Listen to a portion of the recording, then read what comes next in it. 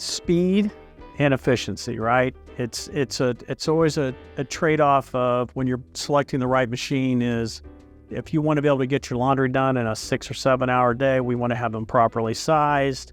We want to have machines that, again, with the spray rinse, that we can have quick rinse cycles with low utilities. We want high G-force extract.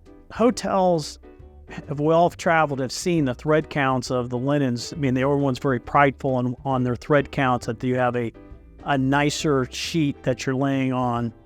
Well, that's really expensive investment that those hotels make. And so if you can extract the water in the washing machine and then go to a dryer that has a moisture sensing ability, so we will shut that dryer off when it hits 2% moisture instead of maybe 2 or 3%, instead of 100% like bone dry, what we call popcorn dry.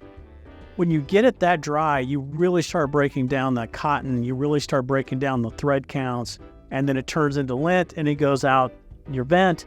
And guess what? You're replacing those linens much faster. So understanding the whole concept from start to finish of what that cost is to operate that laundry, whether it's labor, utilities, or linen savings. Some people will use a algorithm on the dryer to try to figure out when it's dry.